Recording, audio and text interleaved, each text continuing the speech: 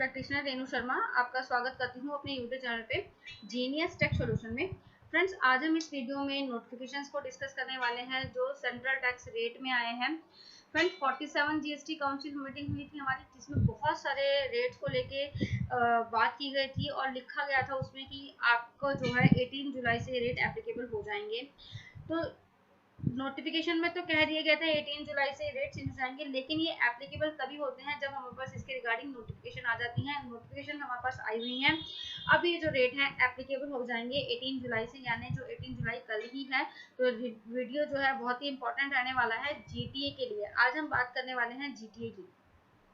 Transportation में जो हमारे चेंजेस आए हैं तो रेट को लेके उसमें हम डिस्कस करने वाले हैं। फ्रेंड्स, जो है हमारे जीटीए हमारे लिए बहुत ही इंपॉर्टेंट है। अगर आप बिजनेस पर्सन है, चाहे आप मैन्युफैक्चरर है या आप ट्रेडर है, तो आपको कहीं ना कहीं आप जीटीए की सर्विसेज लेते हैं और आपको जो है जीटीए को टैक्स पे करना पड़ता है। अब देखते हैं जीटीए होता क्या है, वो किस तरीके से रजिस्ट्रेशन लेते हैं। पहले हम एक बार देख समझ लेते हैं, फिर हम डिटेल में देखेंगे।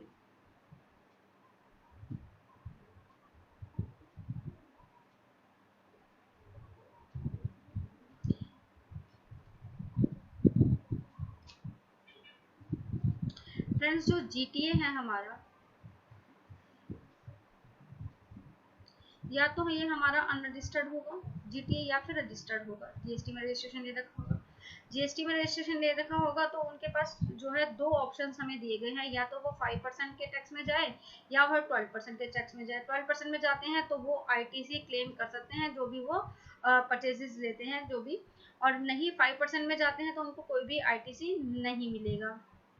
अगर वो जो है जीटीए रजिस्टर्ड है तो सामने जो भी रेसिपिएंट है वो टैक्स पे करता है अंडर आरसीएम। ठीक है। अब जीटीए के पास दोनों ही हैं, ऑप्शंस दिए जाते हैं कि या तो वो फॉरवर्ड चार्ज मैकेनिज्म में जाए या फिर वो आरसीएम में जाए।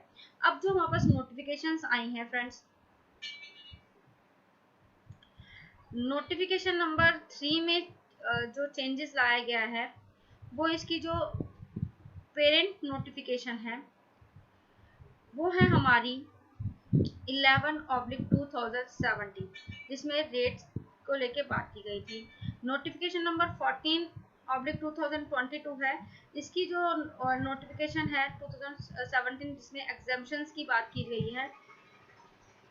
इस एग्जेम्पशन को अब जो है विड्रॉ कर लिया गया है। एग्जेम्पशन को क्या कर लिया गया है? विड्रॉ कर लिया गया है। जो एग्जेम्पशन थी उसको विड्रॉ कर लिया गया है। तो हम डिटेल में देखते हैं क्या चेंजेस लाए गए हैं।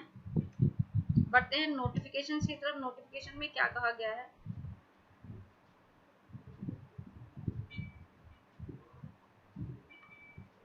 ये फ्रेंड्स नोटिफिकेशन नंबर 3 नोटिफिकेशन है जो 13 जुलाई को हमारे पास आई थी। इस नोटिफिकेशन की ओरिजिनल नोटिफिकेशन मैंने आपको बताया 11/2017 इसकी ओरिजिनल नोटिफिकेशन है। इस नोटिफिकेशन में क्या कहा गया है हमें देखिए। अब आपको जो है अगर ट्रांसपोर्ट ऑफ पैसेंजर कर रहे हैं आप विद और without a complaint belonging by ropeway, तो आप 5% आपको टैक्स पे करना होगा। 2.5% CGST and 2.5% LGST. The credit of input tax charge on goods used in supplying the services has not been claim. अब इस केस में कोई भी आईटीसी क्लेम नहीं कर पाएंगे। और जो ओरिजिनल पुरानी नोटिफिकेशन थी उसके B column for the item 7 the corresponding entry relating thereto column 4 और 5 the following entry shall be substitute. यानी जो पैसेंजर ट्रांसपोर्टेशन था, सर्विसेज अदर देन, ये जो हमारे रोमन दिए हुए 9 था। ठीक है, 9% आपको जो है इसमें देना था। अब हम बात करते हैं services of goods transport agency in relation to transportation of goods including used household goods and personal use supplied by the GTA। अगर वो इस तरह की सर्विसेज दे रहे हैं तो GTA does not exercise the option to pay GST on service supplied by it। तो इस केस में क्या होता है, जो रेसिपिएंट है वो टैक्स पे करेगा, कोई भी उसको आईटीसी क्लेम नहीं। Input tax credit on goods and services has not been taken.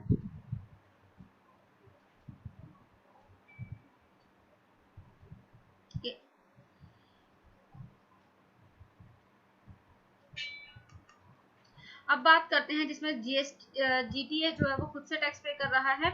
GTA exercise the option to itself pay GST on services supply by it. तो ये दो ऑप्शंस इनको पास दिए गए हैं, 5% का और 12% का।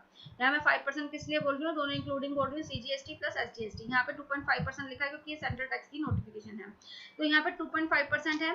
In respect of supply on which the GTA पे tax at the rate of 2.5%, GTA shall not take credit of input tax charge on goods and services used in supplying the services। ठीक है, उनको कोई भी ITC नहीं मिलेगा। Next में बात करते हैं द ऑप्शन टू पे GTA to itself pay GST on services supply by it during the financial year shall be exercised by making a declaration in annexure 5 में आपको डिक्लेरेशन देनी होगी किसी 15 मार्च और the presiding financial year.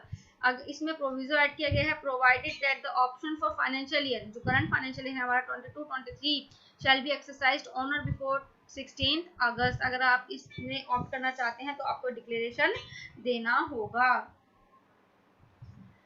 Provided further that the invoice for supply of services charging central tax rate at the rate of as applicable column B में जो हमने बात करी है, shall make issue during the period 18 July 2022 to 16 August 2022 before exercising the option of the financial year 2022-23, but in such case the supplier shall exercise the option to pay GST itself supply on 16 August 22।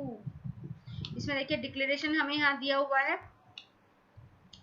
नीचे जो declaration आपको देना है, तो नीचे आपको declaration यहाँ दिया हुआ है, जो एनेक्सर 5 का जो डिक्लेरेशन है इस तरह का डिक्लेरेशन देना है आपको। अगर आप फॉरवर्ड चार्ज मैकेनिज्म में जाते हैं, we hereby authorise representative of measures this and that have taken registration have applied for registration do hereby undertakes to pay GST on GTA services in relation to transportation of goods supply by during the financial year. तो इस तरह की आपको declaration उसके साथ invoice पे attach करनी होगी। और जो साथ ही अब नेक्स्ट नोटिफिकेशन में हमें बात किया गया है कि जो हमारी एग्जेम्पशंस थी उसको विड्रॉ कर लिया गया है। ये देखिए यहाँ पर लिखा हुआ है, जो goods where consideration charged for transportation of goods on consignment transported in a single carriage does not exceed 1,500 rupees, goods where the consideration charged for the transportation of such goods and services single consignee does not exceed 750 rupees. तो ये जो exemptions थी कि आपको कोई भी invoicing raise नहीं करना है, कोई जीएसटी पे नहीं करना है, तो अब आपको जो है अगर आप करते हैं तो अब आपको जीएसटी पे करना होगा। इस एग्जेम्पशंस को जो है विड्रॉ कर लिया गया है। आई होप फ्रेंड्स ये वीडियो आपको रेलेवेंट लगा होगा। अगर आपको हमारी वीडियोस अच्छी लगती है, वीडियो कंटेंट अच्छा लगता है, तो आप हमारे वीडियोस को लाइक जरूर कीजिएगा, चैनल को सब्सक्राइब जरूर कीजिएगा। Thank you for watching me.